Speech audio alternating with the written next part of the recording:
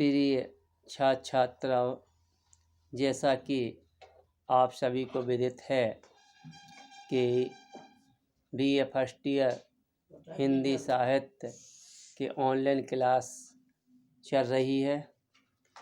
हिंदी साहित्य का प्रथम प्रश्न पत्र आपको पूर्व में बता दिया गया था और हिंदी साहित्य का द्वितीय प्रश्न पत्र को भी हमने बतला रहे हैं।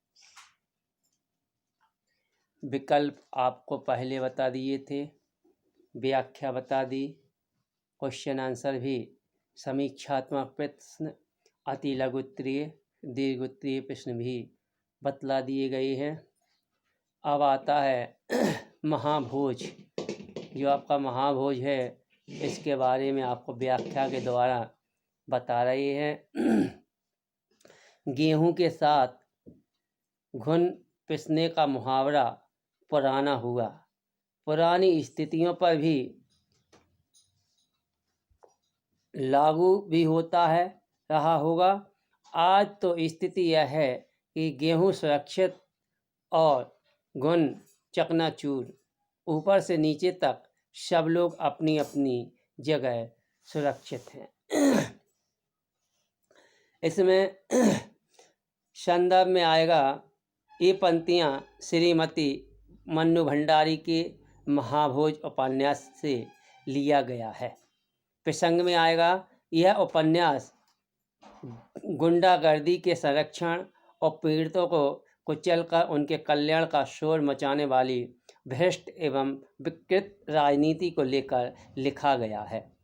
चुनाव आदि के समय इस राजनीति का सबसे घिनौना रूप सामने आता है। इन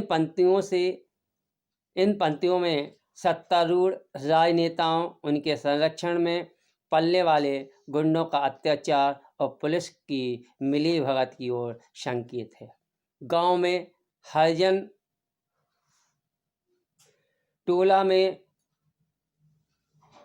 आग लग गई, 5 आदमी सहित अनेक झोपड़ियां जलकर राख हो गईं और विधानसभा और अखबार में बहुत शोर शराबा होने पर 2 कांस्टेबलों को सस्पेंड करके सारा मामला रफा दफा कर दिया। इसी के संदर्भ में यहाँ लेखिका बतलाती हैं।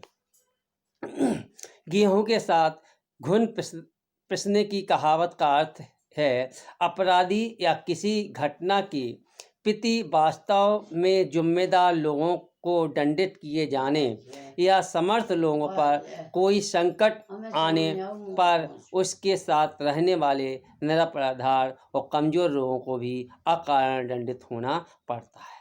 यह मुसीबत झेलना पड़ती है, लेकिन आजकल यह मुहावरा सही अर्थों में लागू नहीं होता। आज की समाज और न्याय व्यवस्था तो ऐसी है कि बड़े और समर्थ लोग पर कोई आंच नहीं आती, जबकि निर्दोष और कमज़ोर लोगों को दंड भुगतना पड़ता है। जैसा कि इस प्रकरण में हुआ, पुलिस के जिम्मेदार अधिकारी से कुछ न पूछकर बेचारे कांस्टेबल को सस्पेंड कर दिया जाता है। विशेष में यहाँ आता है कि गेहूं सुरक्षित है और घुन चकनाचूर में व्यवस्था पर किया गया व्यंग्य स्पष्ट है। आवेश राजनीति का दुश्मन है। राजनीति में विवेक चाहिए। विवेक और धीरज प्रवचनीय गुंडा में द साहब ने जीवन के अनुभवों से निचड़ा हुआ एक वाक्य उछाला, फिर कुछ क्षण रुक करके हौसला मानते हुए बोले, जाएगी पर घर बैठोगे तो चंद की जिम्मेदारी स्वयं सब सिखा देगी। तो इसमें वही आएगा, प्रस्तुत अवतरण हिंदी की सुप्रसिद्ध लेखिका मन्नू भंडारी द्वारा लिखित महाभोज से अवतरित किया गया है। प्रसंग में आएगा, महाभोज उपन्यास के इस अवतरण में मुख्यमंत्री दा साहब का कथन लखन सिंह के प्रति सारांश में विधानसभा का चुनाव होने जा रहा है। लखन सिंह को सत्ता पक्ष का प्रत्याशी दा साहब ने बनाया है। हरिजन टीला में उनकी पार्टी को जो जोरावर के द्वारा आगाजनी कराने की चर्चा गांव भर में है। इससे लखन सिंह को अपने पक्ष में हरिजनों के मत मिलने की आशा नहीं रही। यह बड़े आवेश में अपना दावा दा साहब के समय रखता है। राजनीति के कुशल खिलाड़ी दा साहब उसका समाधान करते हुए कह रहे हैं। व्याख्या में आएगा, तुम नहीं जानते कि चुनाव जीतना राजनीति का खेल होता है। राजनीति में जोश और उतावली से काम नहीं चलता। जोश तो राजनीति का एक शत्रु होता है। आवेश में राजनीति के क्षेत्र में अपना ही काम बिगाड़ लिया जाता है।